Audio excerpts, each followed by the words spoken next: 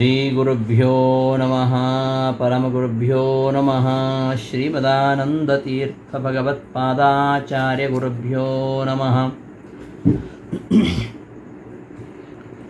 ಆಪಾದಮೌಲಿಪರ್ಯಂతం ಗುರುಣಾಂ ಆಕೃತಿಂ ಸ್ಮರೇತ್ ತೇನ ವಿಘ್ನಾಃ ಪ್ರಣಶ್ಯಂತಿ ಸಿದ್ಧ್ಯಂತಿ ಚ ಮನೋರಥಾಃ.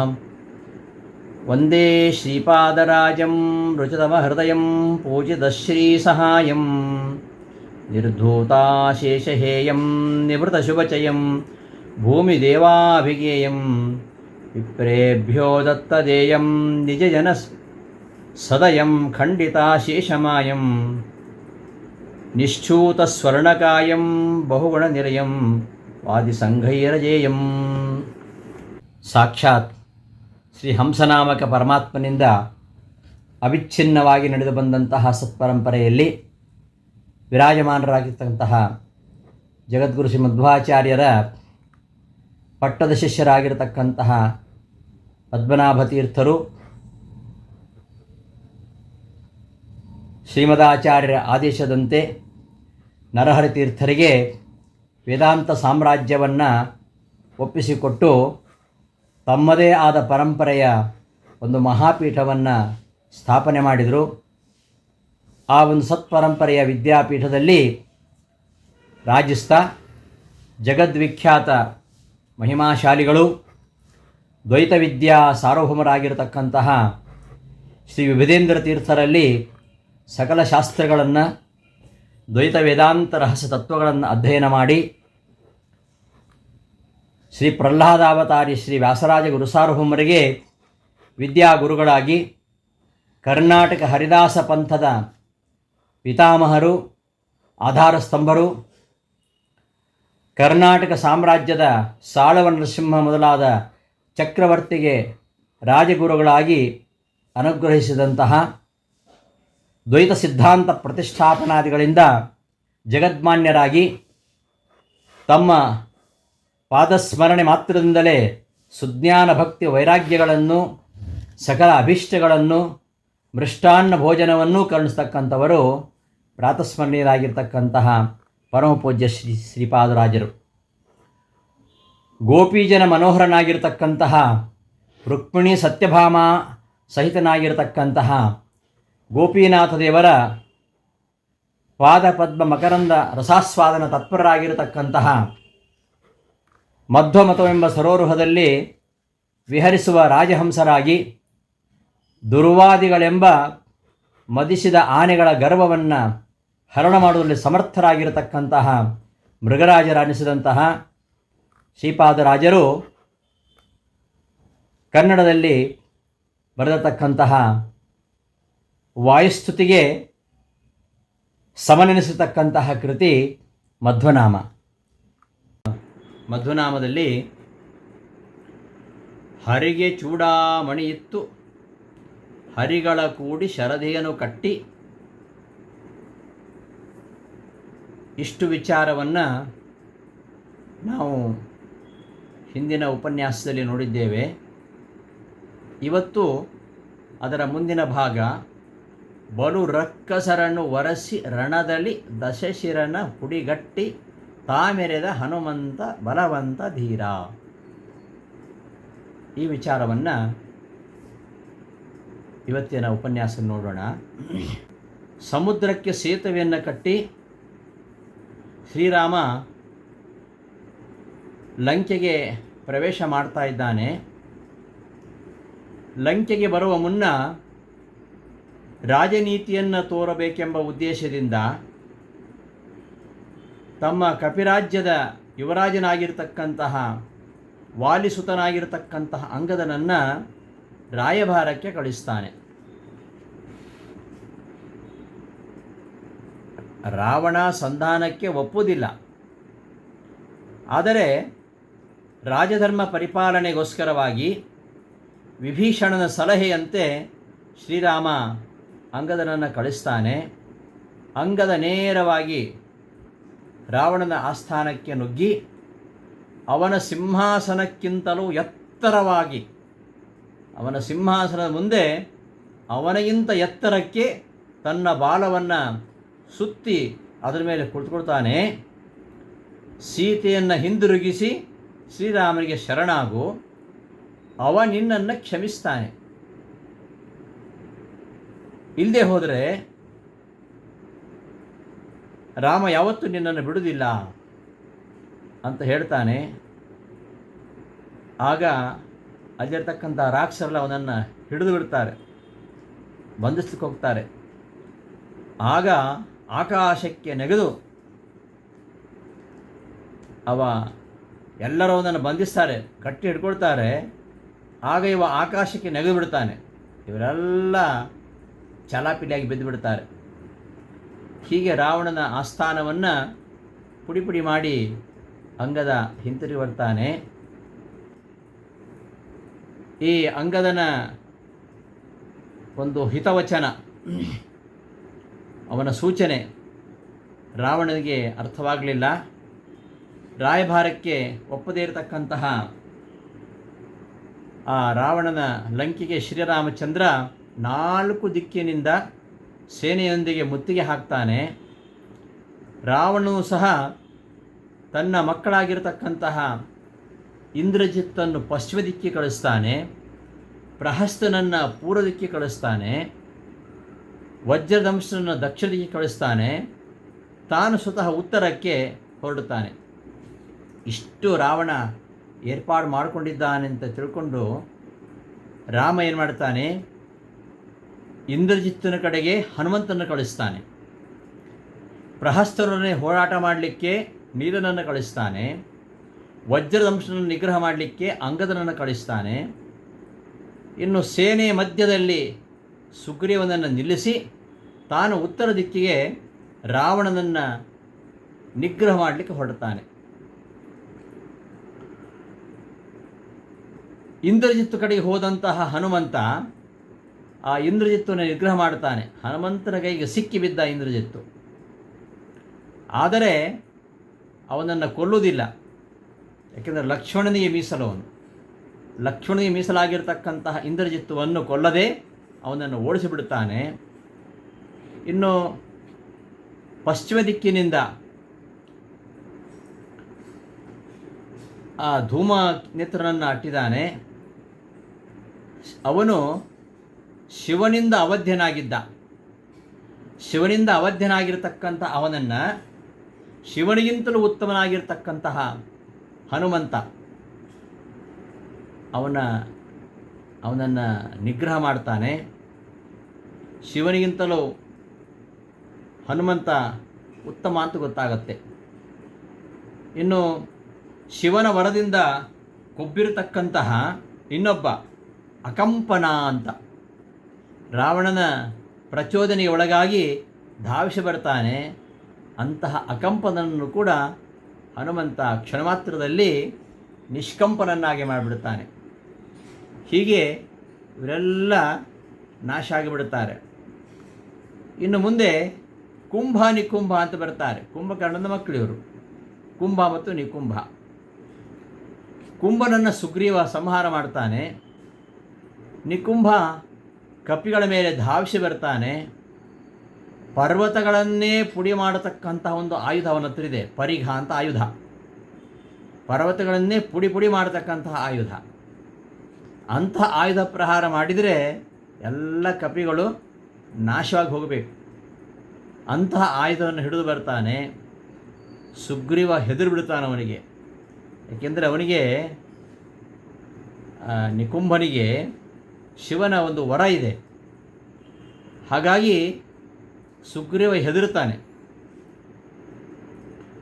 ಸುಗ್ರೀವ ಮಾತ್ರ ಅಲ್ಲ, ಆ ಆಕಾಶದ ದೇವತೆಗಳು ಕೂಡ ತತ್ತರಿಸ್ತಾ ಇದ್ದಾರೆ, ಕಪಿಗಳು ಹೆದರ್ಕೊಂಡಿದ್ದಾರೆ. ಯಾರಿಗೂ ನಿಲುಕದಂತಹ ನಿಕುಂಭನನ್ನು ನೋಡಿ ಕೂಡಲೇ ಹನುಮಂತ ಹಾರಿ ಬಂದು ತನ್ನ ಎದೆಯನ್ನು ತೋರಿಸಿ ಅಡ್ಡ ನಿಂತುಕೊಳ್ತಾನೆ. ಆ ಪರಿಘವನ್ನು ಬೀಸಾಡುವಂತ. ಆ ಪರಿಘವನ್ನು ನನ್ನ ಕಡೆ ಬೀಸಾಡು, ಈ ದುರ್ಬಲನ ಮೇಲೆ ಯಾಕೆ ಅದನ್ನು ಪ್ರಯೋಗಿಸ್ತೀಯಾ ಅಂತ ಗದರ್ತಾನೆ. ಆಗ ನಿಕುಂಭ ಆ ಪರಿಘವನ್ನು ಹನುಮಂತನ ಎದೆಗೆ ಎಸಿತಾನೆ. ಹನುಮಂತನ ಎದೆಗೆ ತಾಗಿ ಆ ಪರಿಘ ಎಂಬ ಆಯುಧ ಪುಡಿ ಪುಡಿಯಾಗಿ ಉದುರಿ ಹೋಗುತ್ತೆ. ಕೂಡಲೇ ಅವನು ಓಡಿ ಹೋಗಿ ಆ ನಿಕುಂಭನ ಕತ್ತು ಹಿಚುಕಿ ಜಿಗಿದು ಅವನನ್ನು ನೆಲಕ್ಕೆ ಬೀಳಿಸಿ ಸಾಯಿಸಿಬಿಡ್ತಾನೆ. ಹೀಗೆ ಕಪಿಗಳ ಮತ್ತು ದಾನವರ ಮಧ್ಯೆ ಯುದ್ಧ ನಡೀತಾ ಇದೆ. ಇಂತಹ ಕಪಿದಾನವರ ಸಮರ, ಈ ಸಮರ ಒಂದು ಯಜ್ಞವೇ. ಶ್ರೀರಾಮನೇ ಅದರ ದೇವತೆ, ಎಲ್ಲ ಅಸುರರು ಅಲ್ಲಿ ಆಹುತಿ ಆಗತಕ್ಕಂತಹ ಪಶುಗಳು. ಹಾಗೆ ಅನುಸಂಧಾನ ಮಾಡ್ತಾ ಎಲ್ಲ ಆ ದೈತ್ಯರನ್ನು ಹನುಮಂತ ಸಂಹಾರ ಮಾಡ್ತಾ ಇದ್ದಾನೆ. ದೇವತೆಗಳು ಆಕಾಶದಲ್ಲಿ ನೋಡ್ತಾ ಜಯಘೋಷವನ್ನು ಮಾಡ್ತಾ ಇದ್ದಾರೆ. ಆಯಿತು, ಇಷ್ಟಾದ ಮೇಲೆ ಇನ್ನೊಬ್ಬ ಮಗ ಬರ್ತಾನೆ, ರಾವಣನ ಮಗ ದೇವಾಂತಕ ಅಂತ ಅವನ ಹೆಸರು. ದೇವತೆಗಳನ್ನೇ ನಾಶ ಮಾಡ್ತಕ್ಕಂಥವನು ಅಂತ ಅವನ ಹೆಸರು ದೇವಾಂತಕ. ಅವ ಕಪಿಸೇನೆ ಮೇಲೆ ಬಾಣದ ಮಳೆಯನ್ನು ಸುರಿಸ್ತಾ ಬರ್ತಾನೆ. ಅದು ಅಂಗದನಿಗೆ ತಾಗುತ್ತದೆ. ಅಂಗದನ ಎದೆ ಸೀಳಿಕೊಂಡು ಹೋಗ್ತದೆ. ಅವ ಪ್ರಜ್ಞೆ ತಪ್ಪಿ ಬೀಳ್ತಾನೆ. ಆಗ ಆ ದೇವಾಂತಕನ ಮೇಲೆ ಸುಗ್ರೀವ ದೊಡ್ಡ ಗುಡ್ಡವನ್ನು ಅವನ ಮೇಲೆ ಎಸಿತಾನೆ. ಆದರೆ ಆ ದೇವಾಂತಕ ಬಿಟ್ಟಂತಹ ಬಾಣಕ್ಕೆ ಆ ಸುಗ್ರೀವ ಎಸೆದಂತಹ ಬೆಟ್ಟ ಪುಡಿ ಪುಡಿ ಪುಡಿಯಾಗಿ ಹೋಗ್ತದೆ. ಈ ದೇವಾಂತಕನ ಒಂದು ಅಪ್ರತಿಮವಾಗಿರತಕ್ಕಂತಹ ಬಲವನ್ನು ನೋಡಿ ದೂರದಿಂದಲೇ ಗ್ರಹಿಸಿದಂಥ ಹನುಮಂತ ಮತ್ತೆ ಅಲ್ಲಿಗೆ ಬಂದು ಆ ದೇವಾಂತಕ ಅಸುರನಿಗೆ ಪಂಥಾಹ್ವಾನ ಕೊಡ್ತಾನೆ. ಹನುಮಂತನ ಕಡೆಗೆ ಮುನ್ನುಗ್ಗಿ ಬರ್ತಾ ಇದ್ದಾನೆ ಸುರಾಂತಕ. ಆಗ ಹನುಮಂತ ಅವನ ರಥ, ಸಾರಥಿ, ಕುದುರೆ ಎಲ್ಲ ನಾಶ ಮಾಡಿಬಿಡ್ತಾನೆ. ಕೊನೆಗೆ ಖಡ್ಗವನ್ನು ಹಿಡ್ಕೊಂಡು ಇವನ ಕಡೆಗೆ ಬರ್ತಾನೆ. ಅಂತಹ ದೇವಾಂತಕನ ಮುಡಿ ಹಿಡಿದು ಅವನನ್ನು ನೆಲಕ್ಕೆ ಹಾಕಿ ಕಾಲಡಿಯಿಂದ ಅವನನ್ನು ಹೊಸಕ್ಕೆ ಹಾಕಿಬಿಡ್ತಾನೆ. ಶಿವನ ವರ ಅವನನ್ನು ಕಾಪಾಡಲಿಲ್ಲ. ಹೀಗೆ ಮತ್ತೆ ಹನುಮಂತನ ಈ ಜಯವನ್ನು ನೋಡಿ ಎಲ್ಲ ದೇವತೆಗಳು ಹರ್ಷೋದ್ಗಾರ ಮಾಡ್ತಾರೆ. ಆ ದೇವಾಂತಕನ ಸಂಹಾರದಿಂದ ಎಲ್ಲ ದೇವತೆಗಳ ಆತಂಕ ದೂರವಾಗುತ್ತೆ. ಈ ಕಪಿಗಳನ್ನೆಲ್ಲ ಚೆಲ್ಲಾಪಿಲ್ಲಿಗೊಳಿಸ್ತಾ ಇನ್ನೊಬ್ಬ ಬರ್ತಾನೆ. ಅವನ ಹೆಸರು ತ್ರಿಶಿರಸ್ಸು ಅಂತ ದೈತ್ಯೇಂದ್ರ. ಅವನಿಗೆ ಬ್ರಹ್ಮನ ವರವಿದೆ. ಆದರೆ ಹನುಮಂತನ ಮುಂದೆ ಏನಾಗುವುದಿಲ್ಲ. ಯಾಕೆ? ಈ ಹನುಮಂತ ಭಾವಿ ಬ್ರಹ್ಮ.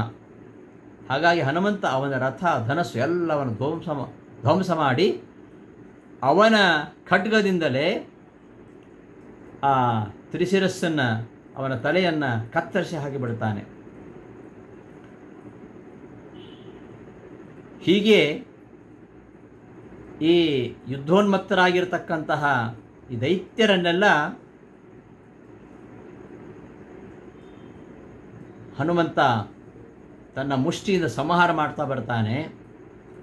ಆಮೇಲೆ ಮತ್ತೊಬ್ಬ ದೈತ್ಯ, ಅತಿರಥ, ಅವನು ಪ್ರಚಂಡ. ಅವನನ್ನು ನಿಗ್ರಹ ಮಾಡೋದು ಬಹಳ ಕಷ್ಟ ಇದೆ. ಅವನ ಹೆಸರು ಅತಿಕಾಯ ಅಂತ. ಅತಿಕಾಯನಿಗೆ ಬ್ರಹ್ಮದೇವರೇ ಒಂದು ರಥ ಕೊಟ್ಟಿದ್ದಾರೆ ಅವನಿಗೆ. ಇವನು ರಾವಣನಿಂದ ಗಂಧರ್ವ ಕನ್ಯೆಯಲ್ಲಿ ಹುಟ್ಟಿದವ. ಇವ ಶಸ್ತ್ರಾಸ್ತ್ರಗಳ ಮಳೆಯನ್ನೇ ಸುರಿಸುತ್ತಾ ಕಪಿಗಳನ್ನೆಲ್ಲ ನಿಗ್ರಹ ಮಾಡ್ತಾ ಬರ್ತಾನೆ. ಸುಗ್ರೀವನನ್ನು ಸೋಲಿಸ್ತಾನೆ. ಸುಗ್ರೀವನನ್ನು ಗೆದ್ದು ರಾಮನ ಕಡೆಗೆ ಧಾವಿಸಿ ಬರ್ತಾನೆ. ತಕ್ಷಣ ರಾಮನಿಗೆ ತೊಂದರೆ ಆಗಬಾರ್ದು ಅಂತ ಲಕ್ಷ್ಮಣ ಅವನಿಗೆ ಎದುರಾಗ್ತಾನೆ. ಲಕ್ಷ್ಮಣನಿಗೂ ಅತಿಕಾಯನಿಗೂ ಘೋರವಾಗಿರತಕ್ಕಂತಹ ಯುದ್ಧ ನಡೆಯುತ್ತೆ.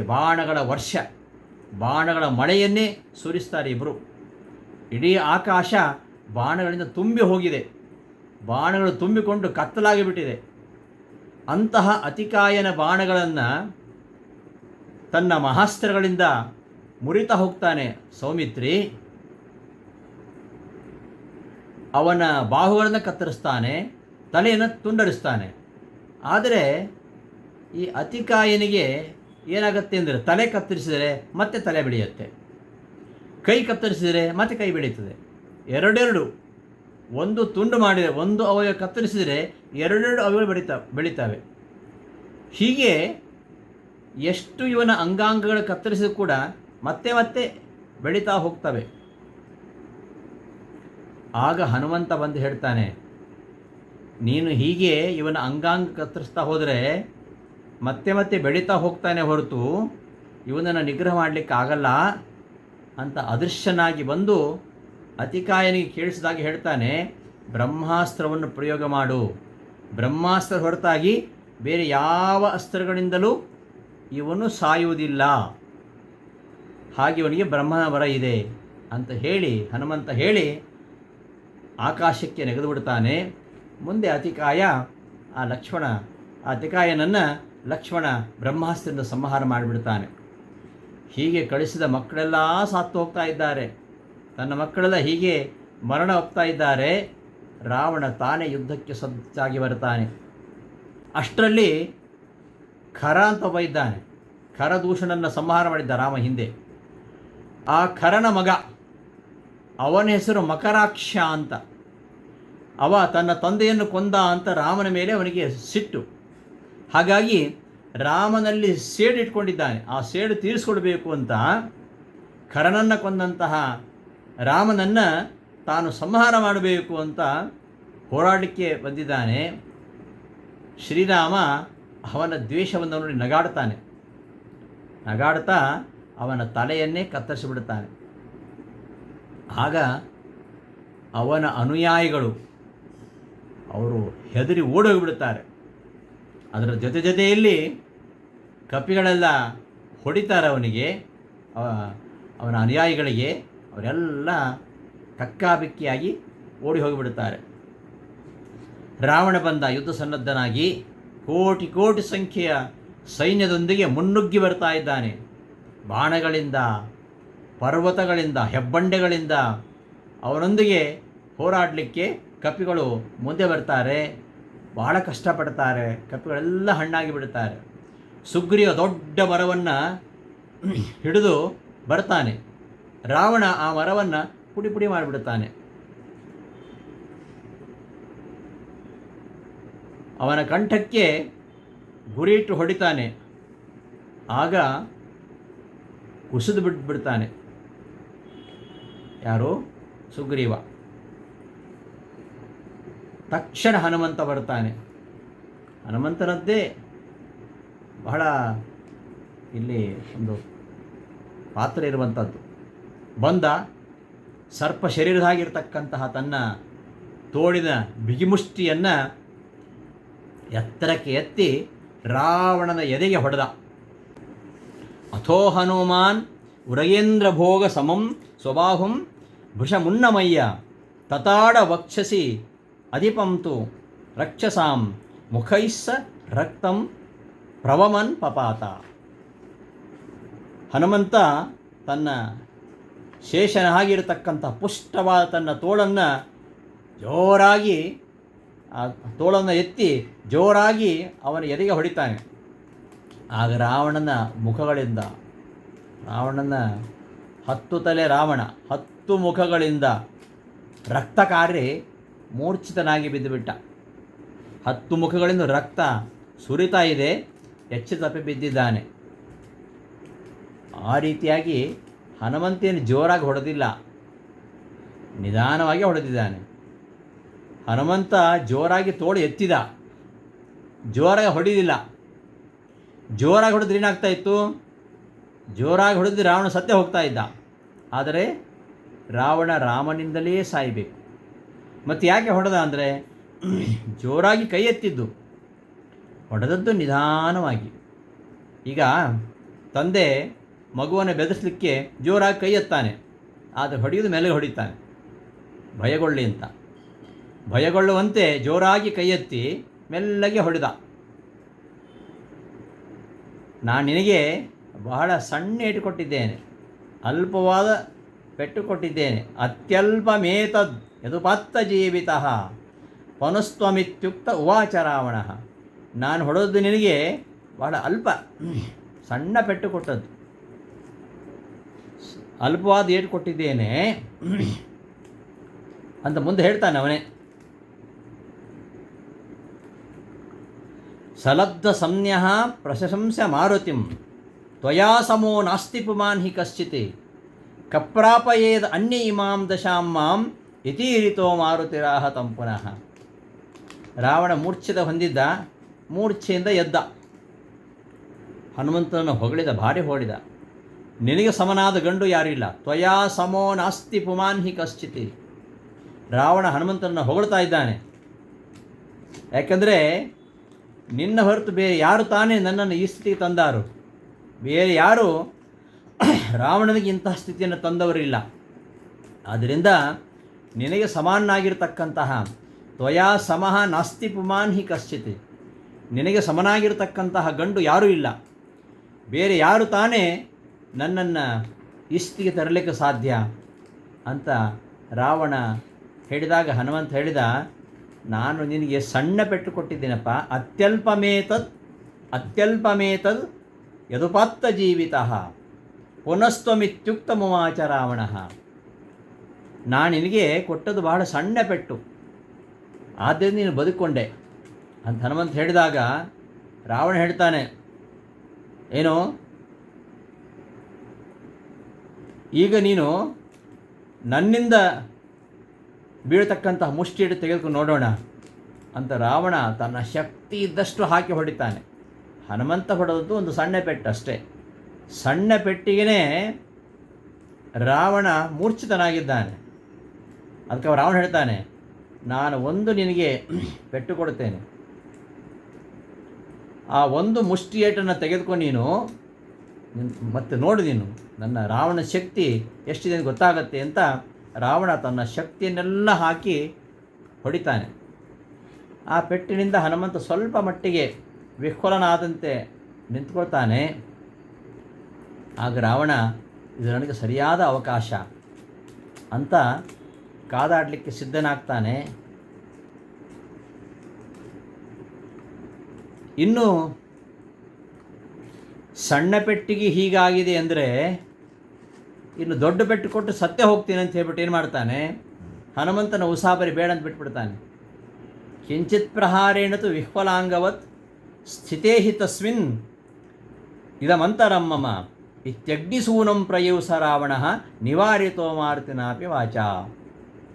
ರಾವಣ ಹನುಮಂತನ ಉಸಾಬರಿಗೆ ಹೋಗದೆ ಅವ ನೀರನ ಕಡೆಗೆ ಹೋಗ್ತಾನೆ. ಆಗ ಹನುಮಂತ ಮತ್ತೆ ನೀಲನಿಗೂ ರಾವಣನಿಗೂ ಯುದ್ಧ ಆಗತ್ತೆ. ಆಗ ನೀಲ ಅವನ ಧನುಸ್ಸನ್ನು, ಧ್ವಜವನ್ನು, ಕುದುರೆಯನ್ನು, ರಥವನ್ನು ಎಲ್ಲವನ್ನು ಕೂಡ ನಾಶ ಮಾಡ್ತಾನೆ. ರಾವಣನಿಗೆ ಏನು ಮಾಡಬೇಕು ಅಂತ ಗೊತ್ತಾಗೋದಿಲ್ಲ.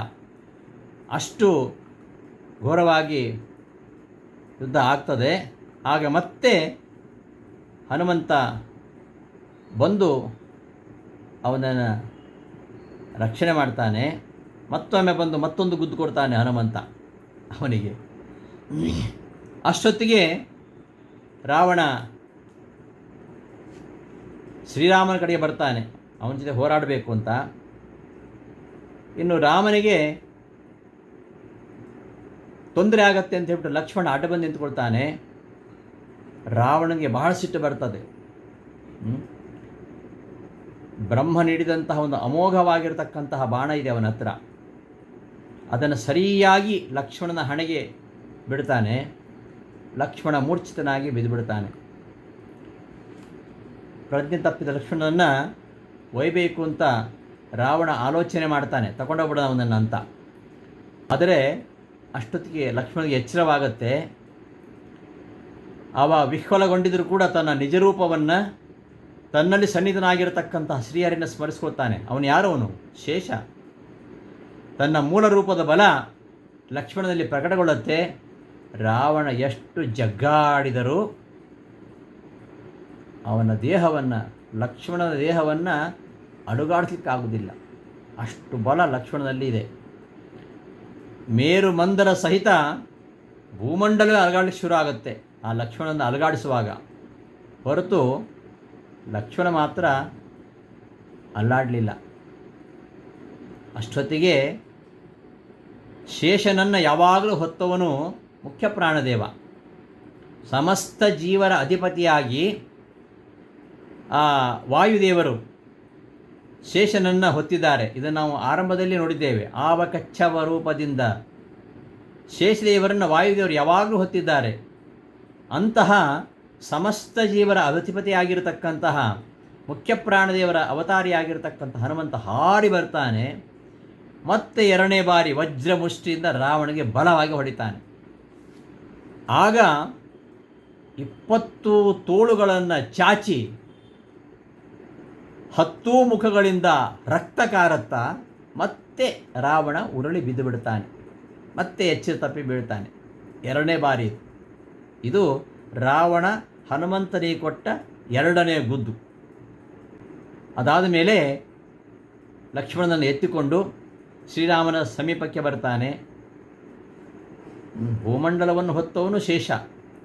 ಅಂತಹ ಶೇಷನನ್ನು ಯಾವಾಗಲೂ ವಾಯುದೇವರು ಹೊತ್ತವರು. ಆದ್ದರಿಂದ ಅಂತಹ ವಾಯುದೇವರು ಹನುಮಂತ ಲಕ್ಷ್ಮಣನನ್ನು ಹೊತ್ತುಕೊಂಡು ರಾಮನ ಬಳಿಗೆ ಬರ್ತಾನೆ.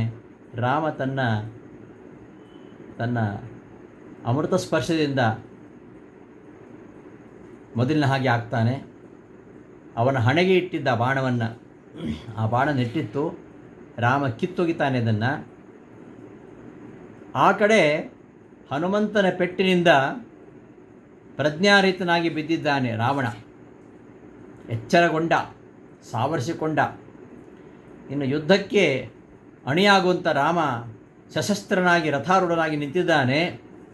ಆಗ ರಾವಣ ಎಲ್ಲ ಕಡೆ ಬಾಣಗಳನ್ನು ಪ್ರಯೋಗ ಮಾಡಿ ಕತ್ತಲೆ ಕವಿ ಹಾಗೆ ಮಾಡ್ತಾನೆ. ಅಂತಹ ರಾವಣನೊಂದಿಗೆ ಶ್ರೀರಾಮ ನೆಲದಲ್ಲಿ ನಿಂತು ಯುದ್ಧ ಮಾಡ್ತಾ ಇದ್ದಾನೆ. ರಾವಣ ರಥದಲ್ಲಿದ್ದಾನೆ, ರಾಮ ನೆಲದಲ್ಲಿ ನಿಂತುಕೊಂಡು ಯುದ್ಧ ಮಾಡ್ತಾ ಇದ್ದಾನೆ. ಅಂತಹ ರಾಮನನ್ನು ಕಂಡು ಓಡಿ ಬರ್ತಾನೆ ಹನುಮಂತ. ತನ್ನ ಹೆಗಲ ಮೇಲೆ ರಾಮನನ್ನು ಕೂಡಿಸಿಕೊಂಡು ನಿಂತುಕೊಳ್ತಾನೆ. ಅವ ರಥದಲ್ಲಿ ಕುಳಿತುಕೊಂಡ್ರೆ ರಾಮ ಹನುಮಂತನ ಹೆಗಲಿನಲ್ಲಿ ಕೂತ್ಕೊಂಡು ಯುದ್ಧ ಮಾಡ್ತಾ ಇದ್ದಾನೆ. ಎಷ್ಟು ಭಕ್ತಿ ನೋಡಿ ಹನುಮಂತನಿಗೆ. ತನ್ನ ಸ್ವಾಮಿಯಾಗಿರ್ತಕ್ಕಂತಹ ರಾಮನನ್ನು ಹೆಗಲ ಮೇಲೆ ಕೂಡಿಸ್ಕೊಂಡಿದ್ದಾನೆ. ಹೀಗೆ ಅವರಿಬ್ಬರ ಯುದ್ಧ ಮುಂದುವರಿಯಿತು. ರಾಮ ರಾವಣನ ಕುದುರೆಯನ್ನು, ಸಾರಥಿಯನ್ನು, ರಥವನ್ನು, ಧ್ವಜವನ್ನು, ಖಡ್ಗ, ಶ್ವೇತಛತ್ರ ಎಲ್ಲವನ್ನು ಕೂಡ ಹುಡಿ ಮಾಡಿ ಹೇಳ್ತಾನೆ, ಮನೆಗೆ ಹೋಗು, ಎಲ್ಲ ಭೋಗಗಳನ್ನು ಅನುಭವಿಸಿ ನಿನ್ನ ಬಂಧುಗಳನ್ನು ಸಂತೋಷಪಡಿಸಿ ಮತ್ತೆ ಸಾಯಲಿಕ್ಕೆ ಬಾ ನೀನು ಎಂಬುದಾಗಿ ರಾಮ ಗೇಲಿ ಮಾಡಿ ಕಳಿಸ್ತಾನೆ. ಸೋತು ಸುಣ್ಣಾಗಿದ್ದಾನೆ ರಾವಣ. ಮನೆಗೆ ಹೋದ. ಮಂತ್ರಿಗಳೊಂದಿಗೆ ಸಮಾಲೋಚನೆ ಮಾಡಿದ. ಇನ್ನೇನು ತುಂಬ ಸೈನ್ಯ ನಾಶವಾಗಿದೆ, ಇನ್ನೇನು ಉಳ್ಕೊಂಡಿದ್ದಾರೆ, ಅವನ್ನೆಲ್ಲ ಕರ್ಕೊಂಡು ಬಹಳ ಆಯಾಸದಿಂದ ಕುಂಭಕರ್ಣನ ಎಬ್ಬಿಸ್ಲಿಕ್ಕೆ ಪ್ರಯತ್ನ ಮಾಡ್ತಾನೆ. ಕುಂಭಕರ್ಣ ಮಲಗಿಬಿಟ್ಟಿದ್ದಾನೆ. ಅವನು ಎಬ್ಬಿಸೋದೇ ಒಂದು ದೊಡ್ಡ ಪ್ರಸಂಗ ರಾಮಾಯಣದಲ್ಲಿ. ಅಂತೂ ಕುಂಭಕರ್ಣ ಎಚ್ಚೆತ್ತು ಯುದ್ಧರಂಗಕ್ಕೆ ಬರುತ್ತಲೇ ಕೆಲವು ಕಪಿಗಳನ್ನು ನುಂಗಿಬಿಟ್ಟ. ಅವನು ನುಂಗಿದ. ಅಡ್ಡ ಬಂದ ಕಪಿಗಳನ್ನೆಲ್ಲ ಅಂಗೈಯಿಂದ ಹೊಸಕ್ಕೆ ಹಾಕಿದ. ಬಂಡೆಗಳನ್ನು, ಬೆಟ್ಟಗಳನ್ನು ಹೊತ್ತು ಎಸಿತಾ ಇದ್ದಾರೆ ಕಪಿಗಳು. ಆ ಎಲ್ಲ ಕಪಿಗಳನ್ನು ಮುಷ್ಟಿಯಿಂದ ಹೊಡೆದು ಉರುಳಿಸಿಬಿಡ್ತಾನೆ ಕುಂಭಕರ್ಣ. ಆಗ ಈ ಅಂಗದ, ಜಾಂಬವಂತ, ಸುಗ್ರೀವ ಇವರೆಲ್ಲ ದೊಡ್ಡ ದೊಡ್ಡ ಪರ್ವತಗಳನ್ನು, ದೊಡ್ಡ ಮರಗಳನ್ನು ಕುಂಭಕರ್ಣದ ಮೇಲೆ ಎಸಿತಾರೆ. ಆದರೆ ಅವೆಲ್ಲ ಪುಡಿ ಆಗಿ ಹೋಗ್ತವೆ. ಸುಗ್ರೀವ ದೊಡ್ಡ ಬೆಟ್ಟವನ್ನು ಕುಂಭಕರ್ಣದ ಮೇಲೆ ಬೀಸಾಡ್ತಾನೆ. ಅದನ್ನು ಅವನ ಮೇಲೆ ಎಸೆದು ಬಿಡ್ತಾನೆ ಕುಂಭಕರ್ಣ. ಆಗ ಸುಗ್ರೀವ ನೆಲಕ್ಕೆ ಬಿದ್ದು ಬಿಡ್ತಾನೆ. ಅಂಗದ, ಜಾಂಬವಂತ ಅವರು ಅಷ್ಟೇ ಕುಂಭಕರ್ಣನ ಒಂದು ಅಂಗೈ ಪ್ರಹಾರಕ್ಕೆ ನೆಲಕ್ಕೆ ಉಳಿಬಿಡ್ತಾರೆ. ಆಮೇಲೆ ಕುಂಭಕರ್ಣ ಸುಗ್ರೀವನನ್ನು ಎತ್ಕೊಂಡು ಹೋಗ್ಬಿಡ್ತಾನೆ. ಆಗ ಹನುಮಂತ ಒಂದು ಸಣ್ಣ ನೊಣದ ರೂಪದಲ್ಲಿ ಹನುಮಂತ ಕುಂಭಕರ್ಣನ ಅನುಸರಿಸ್ಕೊಂಡು ಹೋಗ್ತಾನೆ. ಒಂದು ಪಕ್ಷ ಈ ಅಸುರ ಸುಗ್ರೀವನನ್ನು ಬಾಧಿಸಿದರೆ ನಾನು ಬಿಡಿಸಬೇಕು ಅಂತ ಹನುಮಂತನ ಆಲೋಚನೆ. ಕುಂಭಕರ್ಣನನ್ನು ಎಲ್ಲ ರಾಕ್ಷಸರು ಭಾರಿ ಸ್ವಾಗತ ಮಾಡಿದರು. ಇವರೆಲ್ಲ ಕಪಿಗಳನ್ನೆಲ್ಲ ಗೆದ್ದು ಕುಂಭಕರ್ಣ ಬರ್ತಾ ಇದ್ದಾನಲ್ಲ, ಅದರಲ್ಲಿಯೂ ಈ ಸುಗ್ರೀವನ ಎತ್ಕೊಂಡ್ಬರ್ತಾ ಇದ್ದಾನೆ. ಅವನು ಮೂರ್ಛೆ ಬೇರೆ ಹೋಗಿದೆ, ಅವನಿಗೆ ಎತ್ಕೊಂಡ್ಬರ್ತಾ ಇದ್ದಾರೆ. ಅವನ ಜೊತೆಯಲ್ಲಿ ಒಂದು ನೊಣದ ರೂಪದಲ್ಲಿ ಹನುಮಂತ ಇದ್ದಾನೆ, ಅದು ಗೊತ್ತಿಲ್ಲ. ಕುಂಭಕರ್ಣ ಸುಗ್ರೀವನನ್ನು ಎಲ್ಲ ಕಪಿಗಳನ್ನು ಗೆದ್ದು ಸುಗ್ರೀವನನ್ನು ಹೊತ್ತಾಕೊಂಡು ಬಂದಾಗ ಎಲ್ಲ ರಾಕ್ಷಸರು ಭಾರಿ ಸ್ವಾಗತ ಮಾಡಿದರು. ಏನು ಪನ್ನೀರು ಹಾಕೋದು, ಏನು ಪುಷ್ಪವೃಷ್ಟಿ ಮಾಡೋದು, ಬಹಳ ಸಂತೋಷ ವ್ಯಕ್ತಪಡಿಸಿದರು. ಆ ಕುಂಭಕರ್ಣನಿಗೆ ಮಾಡತಕ್ಕಂತಹ ಶೈತ್ಯೋಪಚಾರದಿಂದ ಸುಗ್ರೀವನಿಗೆ ಎಚ್ಚರ ಆಯಿತು. ತಕ್ಷಣ ಸುಗ್ರೀವ ಆ ಕುಂಭಕರ್ಣನ ಕಿವಿ ಮೂಗುಗಳನ್ನು ಕಚ್ಚಿ ಮೇಲಕ್ಕೆ ಹಾರಿಬಿಟ್ಟ. ಸಿಟ್ಟು ಬಂತು ಆ ರಾಕ್ಷಸನಿಗೆ.